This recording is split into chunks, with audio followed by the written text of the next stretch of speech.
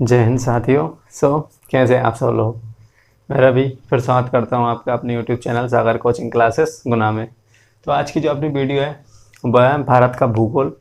और भारत के भूगोल के अंतर्गत आज पढ़ेंगे अपन मानसून का निर्वात, अर्थात लौटता मानसून, यानी कि मानसून का लौटना। मानसून आया कैसे ये अपन पढ़ चुके हैं, उसकी दोनों शाखाएं पढ़ चुके हैं, बंगाल खाड़ी शाखा और अरब सागर शाखा। उसमें मैंने एक पॉइंट ने बताया था कि भारत में सबसे ज़्यादा बरसात बंगाल की खाड़ी शाखा से होती है। अगर आपसे पूछा जाए कि भारत में से निम्नलिखित में से कौन सी शाखा से सबसे ज़्यादा बरसात होती है, तो निम्नलिखित में से कौन सी से होती है, तो बंगाली खाड़ी शाखा से सबसे ज़्यादा बरसात होती है। ठीक है। इसके अलावा मैंने वृष्टि छाया प्रदेश भी पढ़ा दिया है कि वृष्टि छाया प्रदेश का निर्माण कैसे होता है, कैसे बरसात नहीं हो पाती है वहाँ पे।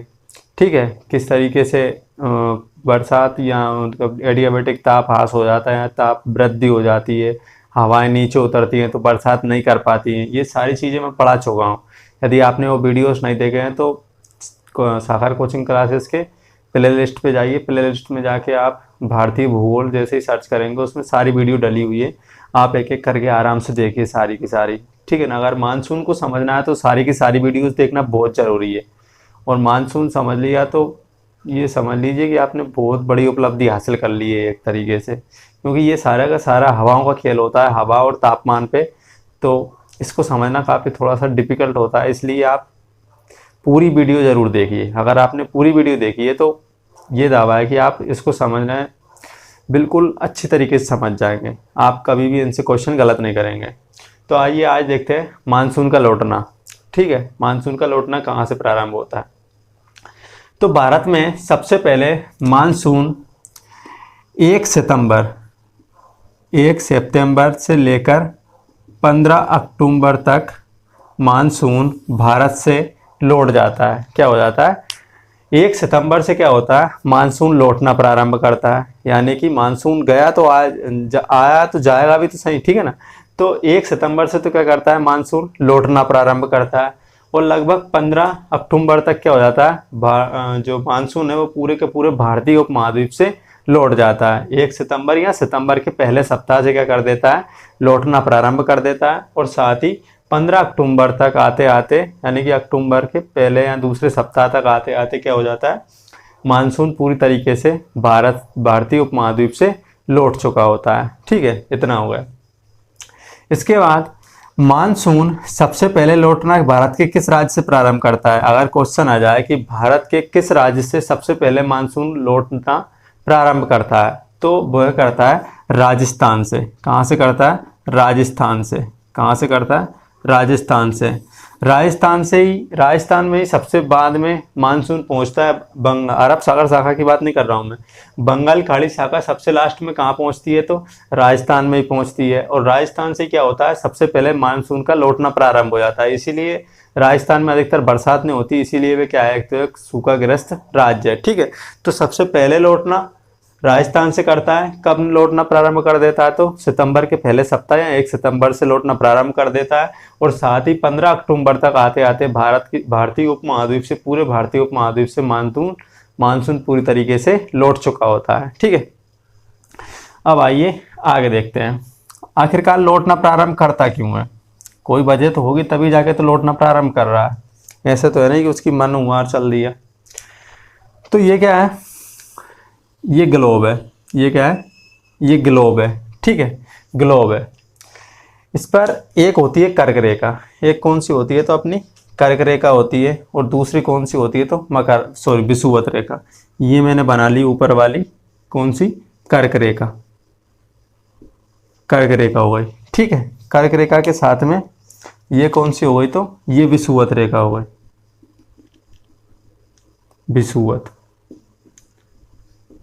विषुवत रेखा हो गई। ठीक है।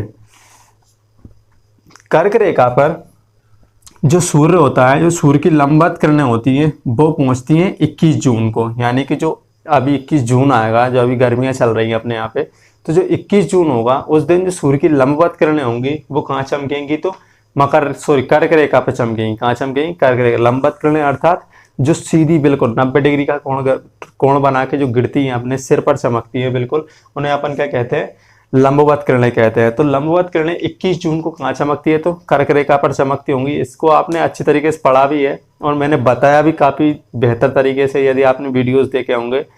और आपने सुना होगा कि 21 जून उत्तरी गोलार्ध का सबसे बड़ा दिन होता है, क्योंकि उस दिन जो सूर्य की लंबवत किरणें होती है वो कर्क रेखा पर चमकती है। कब चमकती है? तो कर्क रेखा पर चमकती है। इसीलिए जो 21 जून होता है वो उत्तरी गोलार्ध का सबसे बड़ा दिन होता है। ठीक है, 21 जून के बाद क्या करती है? जो लंबवत किरणें हैं, जो सूर्य की लंबवत किरणें होती हैं, वो विषुवत रेखा की ओर लौटना प्रारंभ कर देती है। क्या कर देती है?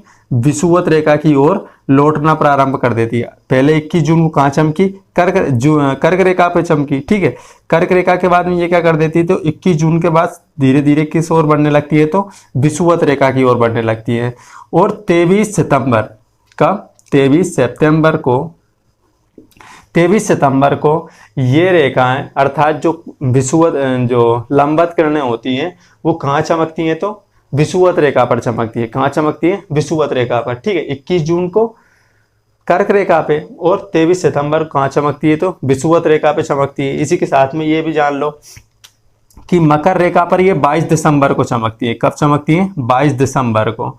ठीक है, यदि क्वेश्चन आ जाए कि दक्षिणी गोलार्ध, अर्थात इस वाले दक्षिणी गोलार्ध का सबसे बड़ा दिन कौन सा होता है? तो 22 दिसंबर होता है। साथ ही उत्तरी गोलार्ध का सबसे बड़ा दिन कौन सा होता है? तो 21 जून होता है। विषुवत रेखा पर सूर्य की जो लंबवत किरणें हैं वो 23 सितंबर और 22 मार्च को चमकती हैं। 23 सितंबर और 22 मार्च को चमकती हैं। ठीक है, यानी कि अब ये विषुवत रेखा पे आ गया। विषुवत रेखा से सूर्य की लंबवत किरणें कहाँ चली जाएंगी? तो मकर रेखा की ओर बढ़ने लगेंगी। मकर रेखा से दोबारा किस तरफ जाने लगती हैं? तो विषुवत रेखा पे जाने लगती हैं। तो विषुवत रेखा वो 22 मार्च को चमकती हैं। ठीक है, 22 मार्च के बाद कहाँ हो जाती है? तो 22 मार्च के बाद कर्क रेखा की ओर बढ़ने लगती हैं। ठीक है, ये चक्र चलता है एक तरीके से। ये क्या रहता है? एक चक्र चलता रहता है, साल भर यही चक्र चलता है। 6 महीने इस तरफ, 6 महीने इस तरफ। ठीक है, 3 महीने आने के, 3 महीने जाने के। विषुवत रेखा से 3 महीने में पहुंचती है और 3 महीने में लौट आती है। फिर यहाँ से यहाँ, फिर यहाँ से यहाँ। ठीक है, इस तरीके से कर्क से विषुवत, विषुवत से मकर, मकर से विषुवत, विषुवत से कर्क।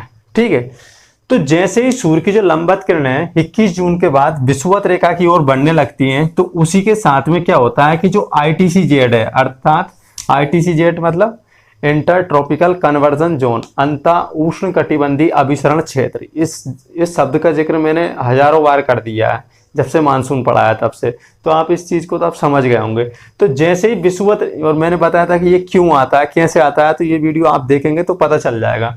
तो जैसे ही जो लंबवत किरणें है विषुवत रेखा की ओर बढ़ती है, तो उसी तरीके से ITCZ है, ये भी क्या होने लगता है? धीरे धीरे विषुवत रेखा की ओर बढ़ने लगता है। क्या करने लगता है? धीरे धीरे विषुवत रेखा की ओर बढ़ने लगता है। अर्थात ये क्या है? कर्क रेखा है। कर्क रेखा से जैसे ही सूर्य की लंबवत किरणें नीचे आएंगी, उसी प्रकार धीरे धीरे ये क्या होगा? ITCZ भी धीरे धीरे नीचे चला आता है। क्या चला आता है? नीचे चला आता है। और ITCZ क्या होता है? हवाओं के टकराने का क्षेत्र होता है। क्या करती है? यहाँ पर क्या होती है? तो हवाएं टकराती हैं, इसलिए इसे अपन क्या कहते हैं? ITCZ, अर्थात निम्न दाब का क्षेत्र। क्या? निम्न दाब का क्षेत्र। तो जैसे ये निम्न दाब का क्षेत्र नीचे उतरता आता है, यानी कि लौटना प्रारंभ कर देता है, विषुवत रेखा की ओर जाने लगता है, तो उसे अपन क्या कहने लगते हैं? मानसून का निर्वातन। ठीक है, अर्थात मानसून अब लौटना प्रारंभ कर दिया है। तो ये लौटना प्रारंभ कब से करता है? तो 1 सितंबर से लेकर, यानी कि सितंबर के पहले सप्ताह से लेकर 15 अक्टूबर तक पूरे इस भारतीय उपमहाद्वीप से ये ITCZ है वो बाहर हो जाता है। मानसून का लौटना अर्थात ITCZ बाहर होना। ठीक है, यानी कि भारतीय उपमहाद्वीप से ITCZ लौट जाता है। तो जैसे ही ITCZ लौटेगा, उसी के साथ में क्या होगा? मानसून भी लौट जाएगा, क्योंकि ITCZ जब भारत में आता है, प्रवेश करता है, तभी क्या आता है? मानसून आता है। और जैसे ही ITCZ चला जाएगा, वैसे ही क्या हो जाएगा? तो मानसून चला जाएगा। ठीक है, तो आप इतना याद रखिए कि 1 सितंबर से क्या होता है? मानसून का लौटना प्रारंभ होता है। सबसे पहले कहाँ से लौटता है? तो राजस्थान से लौटता है। और 15 अक्टूबर तक आते आते पूरे भारतीय उपमहाद्वीप से क्या हो जाता है? तो मानसून लौट जाता है, या ITCZ लौट जाता है। इसके बाद आते हैं कि लौटते मानसून से बरसात कहाँ होती है। तो लौटते मानसून से सबसे ज्यादा बरसात अक्टूबर और नवंबर के महीनों में। कब? अक्टूबर और नवंबर के महीनों में। अक्टूबर और नवंबर, ये 2 महीने याद रखिए, ठीक है। अक्टूबर और नवंबर के महीनों में लौटते मानसून से सबसे ज्यादा बरसात भारत के पूर्वी तट पर होती है। कहां पर होती है? तो अक्टूबर और नवंबर के महीनों में सबसे ज्यादा बरसात भारत के पूर्वी तट पर होती है। कहां पे होती है? तो पूर्वी तट पर होती है, ठीक है। होती क्यों है? इसके पीछे के 2 कारण हैं, ठीक है। 2 तरीके से यहां पर बरसात होती है पूर्वी तट पर। पहला, जैसे ही मानसून लौटने लगता है तो होता क्या है कि ये जो बंगाल खाड़ी शाखा है, ये बंगाल खाड़ी शाखा है, यानी कि बंगाल खाड़ी है, बंगाल खाड़ी क्या हो जाती है? अत्यधिक गर्म हो जाती है। मैंने बोला था ना कि स्थल खंड की तुलना में समुद्र देर से गर्म होता है और देर से ही ठंडा होता है, ठीक है। जबकि स्थल खंड क्या होता है? जल्दी तो ठंडा हो जाता है और जल्दी गर्म हो जाता है। अरे स्थल खंड अर्थात आपका जो चट्टाने वगैरह रहती है, जमीन, ठीक है ना। तो जमीन क्या होती है? स्थल खंड की मतलब जो पानी की तुलना में क्या होती है? जमीन जल्दी तो गर्म हो जाती है और साथ ही क्या होती है? जल्दी ठंडी हो जाती है। जबकि पानी क्या होता है? देर से तो गर्म होता है और देर से ही ठंडा होता है। तो ये यानी कि अक्टूबर के महीने तक क्या होता है कि जो बंगाल की खाड़ी शाखा है वो बहुत ज़्यादा गर्म हो जाती है, क्योंकि पानी देर से ठंडा होता है। तो ये गर्म हो जाने के चक्कर में यहाँ पर क्या होता है? अब जब गर्म होगी तो क्या होगा? पानी का बाष्पीकरण होगा। क्या होगा? पानी भाप बनकर उड़ने लगेगा, ठीक है ना। तो पानी का बाष्पीकरण होगा। तो जब जैसे ये बाष्पीकरण प्रारंभ होता है, अर्थात बंगाल खाड़ी शाखा गर्म हो जाती है, तो जैसे ही मानसून लौटना प्रारंभ करता है तो उसको क्या करता है? तो वो क्या हो जाता है? उत्तर पूर्वी हवाओं के चक्कर में आ जाता है। किस में आ जाता है? उत्तर पूर्वी हवाएं चलने लगती हैं इस समय। मैंने बताया था जब मानसून स्टार्ट किया था तो मैंने बोला था कि भारत में 2 प्रकार से हवाएं चलती है। कितनी प्रकार की हवाएं चलती हैं? 2 प्रकार की।